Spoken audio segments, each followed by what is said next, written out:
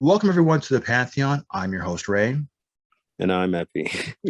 and today we're looking at the Amazing Spider-Man starring almost say Topher Grace, our Andrew Garfield. It stars Rice Davies. Is that how you say his name?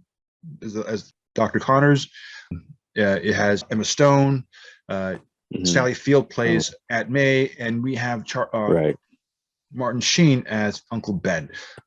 This well, let me start by saying, did you like this Uncle Ben and Aunt May version? Is this one of your favorite ones, or Yeah, it is how kind do of they home rank? like, kind of home like, everybody's around Mhm. and everybody, yeah, that and where um uh Uncle Ben dies or something. Hmm. Is this the one? Yeah. Hmm. Yeah, it was kind of family like, you know, I love you, blah blah blah. Hmm. Yeah, it's it's kind of homey like. That's what I got to say. Okay, yeah, I like this too. This one focuses more on the high school. They don't let him grow up too much. No. This one I love. I really did get into the love story between Mrs. Gwen and Peter. That's their story, and I Mm, think the chemistry between Emma Stone and Andrew Garfield is yeah. believable. In fact, in Right. real life, they were dating at the time, or I think after while shooting this, they were dating. So the chemistry, whatever was going on the camera, was translating off camera too. So I think that's what made it very believable for us to, Oh, for me cool. to take into it. So there's a thing I call Zulu time, basically the point of no return, where it's like I watch a movie to a point. I picked a number 1 hour and 7 minutes, whereas like at this point in the movie, am I liking what I see? So I stopped my computer screen at 1 hour 7 minute mark and say to myself, okay, what am I getting? What am I learning? Where are we now? So at 1 minute seven, we have Connor confronting his boss, and we find out that that his boss, the powers that be, might have sabotaged Peter's parents. Like their demise was done by them. And Connors was blind to the fact, possibly. So he takes a stand and loses the funding for the research that both Robert Parker and him was been working on all their life. And he's at the verge of finding the solution to the equation that will help him gain his arm back. But because of him meeting Peter and doing the noble thing, he risks it all. At the point, at the crux of it all, that's where he does the right thing. At the scene where he realizes, no, I found the solution. I found the right chemical. Don't stop the funding. We got a breakthrough, and then it's too late, and then things start to go awry. So this is here at the crossroads of this guy. He's morally sound. He's sort of ambiguous at the beginning. You don't know what side he's on. He does the right thing, but then you have the Jekyll and Hyde thing where the lizard taking over. The man and the animal can't coexist, and you're seeing that here. So that is at that. This is where it gets interesting on a psychological level, and it gets Yeah. interesting on a story level.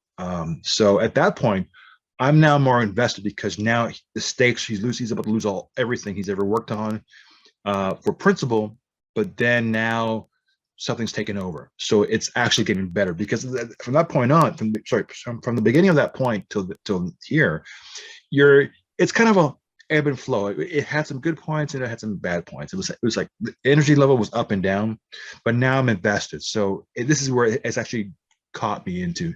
Okay, we're finally getting to see the legend come out of him. So, Okay. what about you? Where were you in this film, and how were you taking this film altogether? I just like the special effects, and you kind of do see, uh, with his father, it's like I got this. But then there's another side saying, hmm, what can I do now? So yeah, it's good both and bad, you Mhm. know. Yeah, so there's two sides, good side, bad side. Do you like how he got like because it's an origin story too? I mean, it's been told again, but like how he did found his webbing, how he got the spider bite, and how that works out. Did you like this version, or were there parts of this that were better than the Sam Raimi version or the Tom Holland version? Where are you in this form of storytelling? Um, I would say I like both, but yeah, it's interesting. It makes the character both, which I think is interesting and shows the key to mankind. There was this thing about them showing you we're going to see Spider-Man swing through his point of view. You're going to see it through his eyes. That Yeah. was one of the selling points. So you saw him like you see him climbing on the walls or see him swinging through or going on the ledge. You're seeing it through his eyes. That's one of the cool special effects. You get I think you only get that I think twice in the movie, which is good. So I don't think you want to do that too much. It'll be too much It's true. visual overload. But to have that cool effect is interesting. And the fact that his name was Webb, Mark Webb is the director. So I don't know if it was serendipitous or just coincidence, but it was kind of interesting too.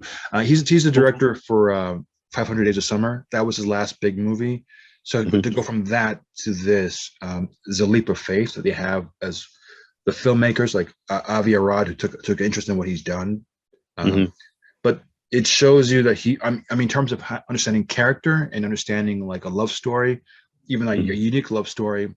At least there's confidence in him telling the Gwen Stacy, Peter Parker Mhm. side, you know.